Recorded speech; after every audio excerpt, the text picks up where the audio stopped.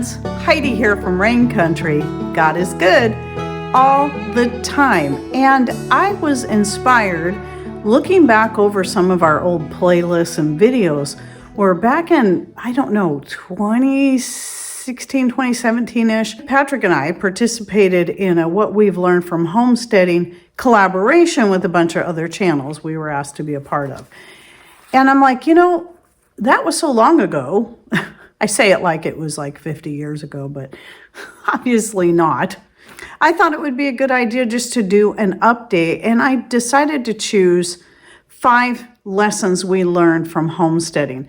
And there's more than that, obviously, that I could cover, but I decided just to narrow it down to 5 and just go over these and just to give you an update of kind of where we're at and how we think now, which is a little bit different than when we started. So number 1 is, and this is something that's never changed. I talk about this a lot, is that no matter where you are in your more self-sufficient lifestyle, some people don't like to call themselves homesteaders.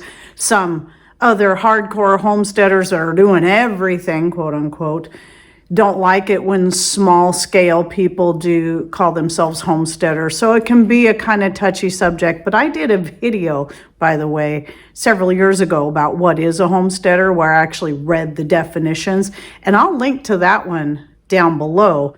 No matter where you are, you shouldn't compare yourself to anyone else. Learn from them, yes, from their different experiences, indeed. But to compare yourself and say, oh, I should be like that, or I'm not good enough because I'm not like that, or I'm not doing those things, it's not a good place to be.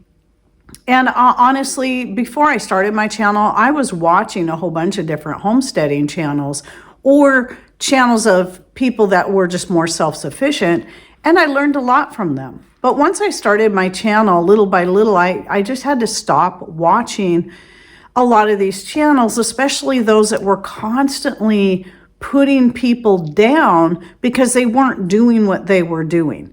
While with some of these people, I understand where they're coming from, but I think also some of these people forget that even people that are on a small scale, they have very good reasons why they stay in that particular position, and that they may not realize how many other things those people are doing on their own from scratch completely that these other people are not doing. Okay, so you have sheep, you have cattle, you have horses, you have whatever. But maybe this person that has no farm animals whatsoever are doing a lot more things from scratch and being far more self-sufficient in other areas. And so this is why you shouldn't compare yourself. Just because you see somebody doing something you don't do doesn't mean what you do is not good enough or is irrelevant. And so I had to learn that, because oftentimes I'd come across channels, and they might be good channels, they might teach a lot of great things, but sometimes when they say certain things, it's like, you don't think I'm on the same page just because I don't do those things.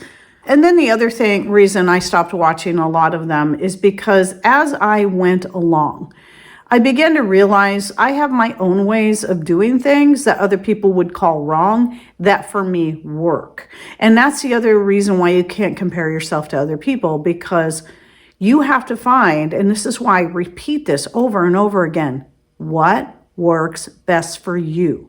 Because we all are in different climates, we're all in different financial situations, we're all working with different types of soils or different types of rainfall, or the amount of sun we get might be a lot, and so we have to deal with lack of water rather than too much, like some of us. But we all learn to work with these things, and so some of these things just will not apply. What some people can grow in their area is going to vary incredibly from somebody else. And so that's just another reason why you can't compare yourself. You have to find and do what works best for you and your pocketbook and your family and your location. So number 2 is plans can change. So as you get started into self-sufficiency like we did, we had all these big plans. We had all these big ideas of buying a 40-acre piece of property and getting sheep and, having the chickens, which we do have, and maybe some other things like that, and just having more property to work with and do all this and that. But in the meantime, because we did not want to go back into debt, because once we became completely debt free, we didn't want to go backwards. And so a lot of these things would have caused us to go backwards, to get back in debt. I mean, obviously we could sell the place we have and then take that money and put it down and use that to pay for a different place. But that's not the direction we wanted to go. We wanted to keep plugging away where we are while saving up money to buy more property.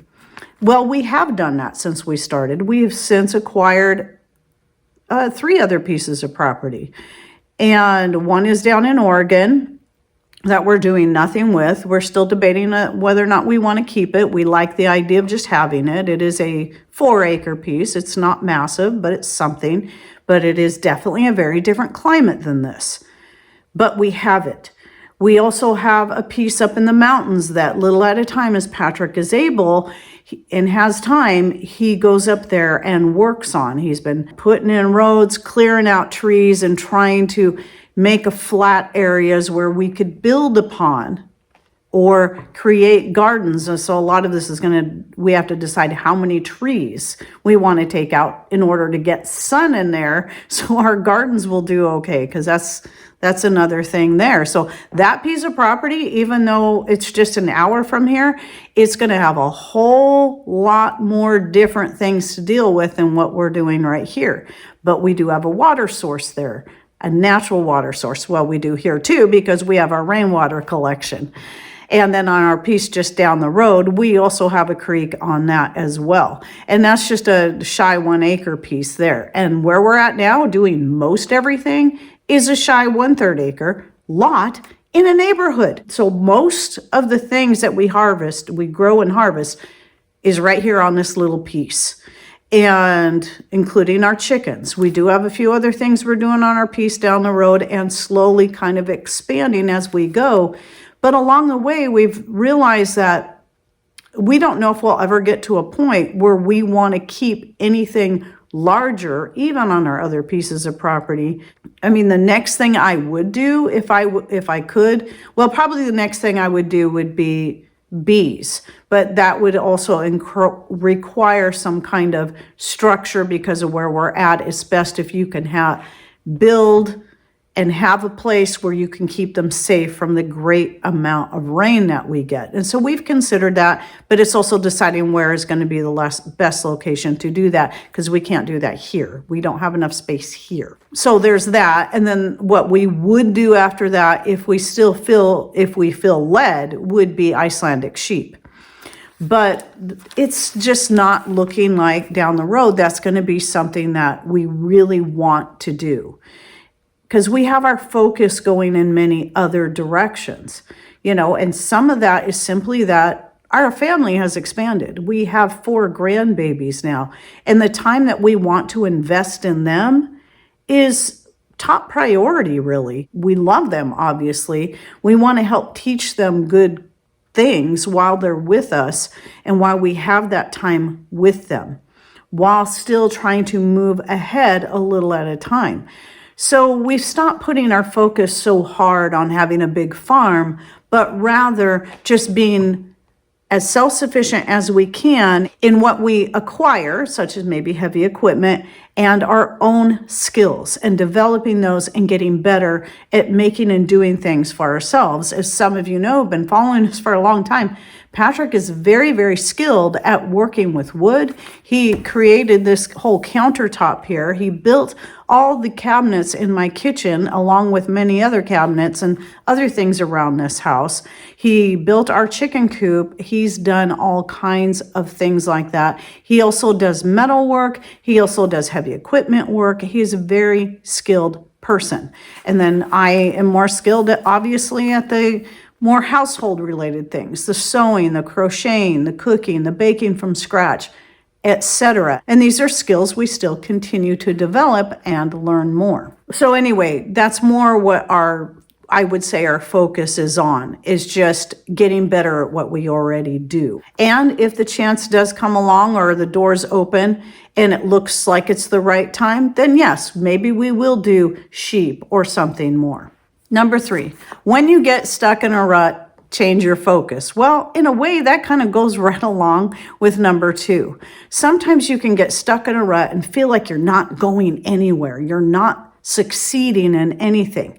But one of the things is you got to look back at how far have you come? What have you learned so far? Have you learned more about, even if you don't have a garden, have you found better ways and places to store your food to make the most of your small area? Have you learned how to do more things from scratch without having to depend so much on somebody else doing it for you? What have you accomplished? Focus on that and say, okay, I've come this far. Now, what can I take from that? And then learn to add to that, to maybe perfect it more, or just maybe even learn a new skill to go on top of that. And one of the examples I have most recently for myself is just, I've been making bread from scratch. I'm talking yeast breads, biscuits, pie crusts, and the like, since I was in my mid-teens. I started at about 14-ish doing some of this stuff, and then kept working at a good amount of my life. I've been doing a lot of this stuff already from scratch. But there's always new things to learn and new ways that you can do something. So once I finally, even though I've been making yeast breads forever, once I finally found a way to make that works really good for me, to make breads using my own fermentation starter rather than sourdough or dry yeast, but using my own fermentation starter, and have been very successful at it after years of kind of dabbling in it here and there and trying to work with it, and then finally finding what works best for me. I just stuck with making loaf bread for a little while until I got more and more comfortable with it and see, okay, I'm having pretty much similar results every time. So now I can delve into doing things that I've done in the past, like making butter crescent rolls. I was a little nervous to do that because I was afraid that for some reason, even though I had the loaf bread down, that the butter crescent rolls weren't going to turn out. And basically, I'm just doing a different shape. And then from there, I moved on to trying it with the cinnamon rolls. And then from there, this year especially decided, okay, now I want to start. I've never, with any type of yeast bread, I've never made a braided loaf or anything like that. So I decided to start messing around with that. So I started with just a 3-strand braided loaf. It wasn't as beautiful as I hoped it would be, but it turned out good, and I just liked the flavor. I liked the texture. It was pretty much like any of my other bread. It's just a little different, when you cut it or you pull it off like monkey bread. I kind of like that. And then I made the pumpkin loaf. That was a combination of just the way it looks, what I seen other people doing, and then my own recipe actually adding my powdered pumpkin to it.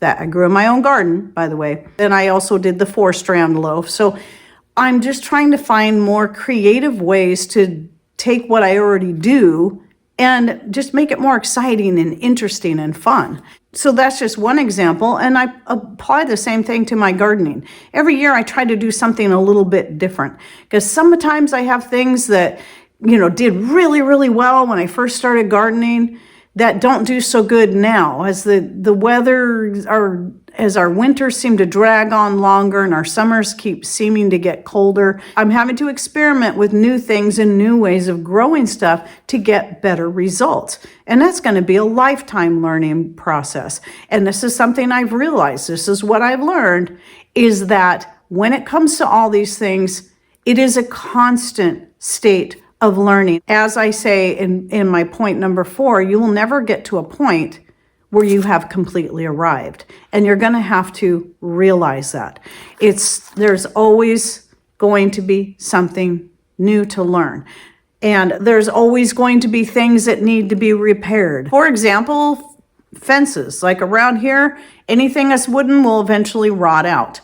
And we've had to rebuild our fence. We've had to do some updating to various things. There's things that just simply break down. Heavy equipment.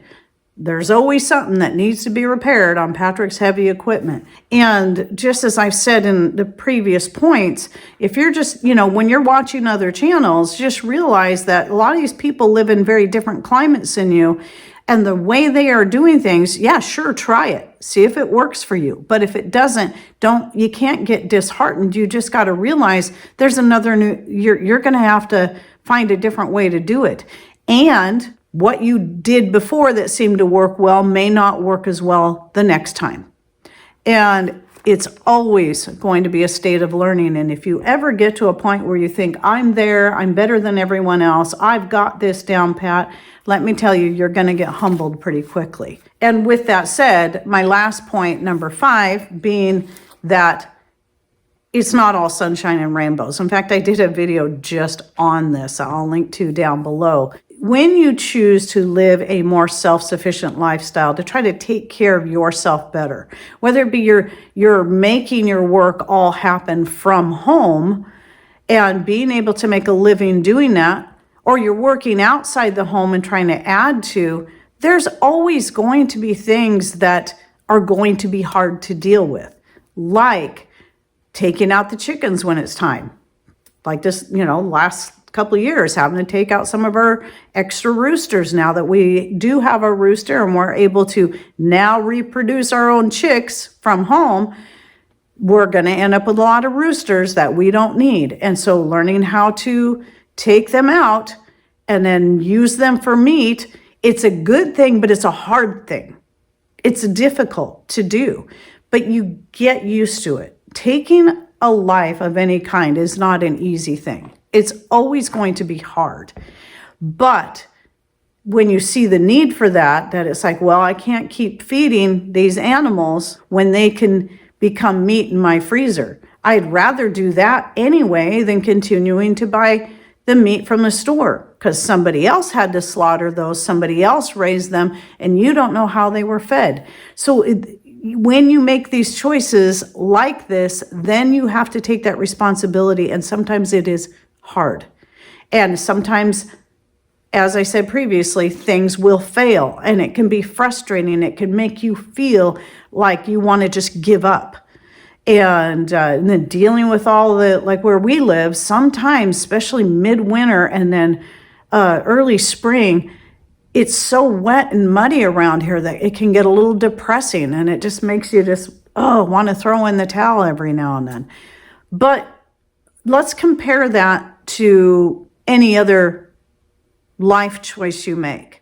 It's never always sunshine and rainbows. Life is never perfect for anyone. And so you have to make that choice when you hit those hard times. Do I want to keep sticking this out? Because I know if I choose to abandon all this and go this direction, I'm going to have other hard things to deal with. These are the things you got to balance out. Because every now and then I come to that point where it's like, I'm exhausted. I'm tired of dealing with this or dealing with that. Usually it's the mud and the rain. And it's like, no, because we have those seasons where everything's beautiful and wonderful. And the rain I can be grateful for, because I don't have to worry about not having enough water around here. And that's a blessing. Yeah, there's times I feel like just throwing in the towel or moving away from this area and doing something different. But I know we're where we are at for a reason. I know we've made the best choices for us and for our family. And so we keep plugging ahead and just, okay, remember, life isn't always sunshine and rainbows, no matter what life you choose. And so you'll have those good moments that make it worth it. And you remember then, this is why I keep doing what I'm doing. And that's what we have to cling to when we have those hard times. So those are just 5 of the lessons I've learned since we started doing this, and I think about 2012-ish, because there was a lot of big changes that happened in 2012. It was the same year we took ourselves off the thyroid medication as well and started going more natural to take care of ourselves. So anyway, I hope you enjoyed this video. Any thoughts, ideas you'd like to share, please put those in comments down below. And remember, those comments, those likes, those shares, all that does help kind of give us that little boost we desperately need in the algorithms as well. But also hopefully other people can get these messages. Some people that really might have something they can glean from them as well. So it's not just about me and my channel. It's about wanting to get the messages I have to share out to more people, hoping to teach and to encourage, at least based on the limited knowledge I have so far, because remember, I'm still learning as well. And thanks for watching. Take care and God bless.